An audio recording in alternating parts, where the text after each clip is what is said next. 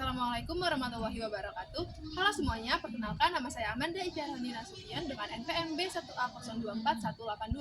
Saya mahasiswa Universitas Bengkulu, Fakultas Hukum dari kelas internasional angkatan 2024. Kali ini saya akan menjelaskan materi tentang struktur hukum dan hukum struktural Indonesia. Materi pertama adalah struktur hukum dan hukum struktural Indonesia.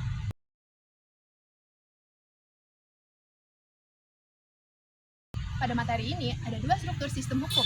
Yang pertama, struktur internal sistem hukum, dan kedua, struktur eksternal sistem hukum. Materi kedua adalah hukum sebagai satu kesatuan sistem.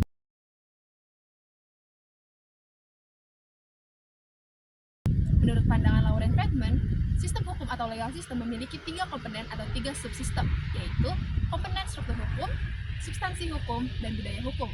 Pandangan Lauren Friedman ini sangat populer di kalangan sarjana hukum Indonesia. Materi ketiga adalah struktur internal sistem hukum.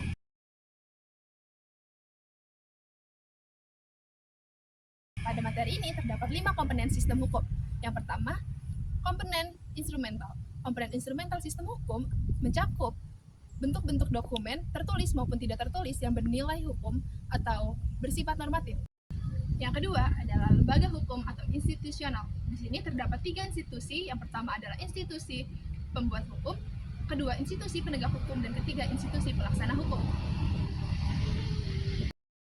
Lalu, komponen ketiga adalah komponen informasi dan komunikasi. Komponen ini bisa dibilang adalah komponen yang baru. Dan yang keempat adalah komponen sumber daya manusia dan kepemimpinan. Pada rumusan GBHN di bahasa Orde Baru, sumber daya manusia dan kepemimpinan ini disebut dengan aparat dan aparatur hukum. Dan yang terakhir adalah budaya hukum, pendidikan, dan sosialisasi. Lalu materi yang terakhir atau yang keempat adalah struktur eksternal.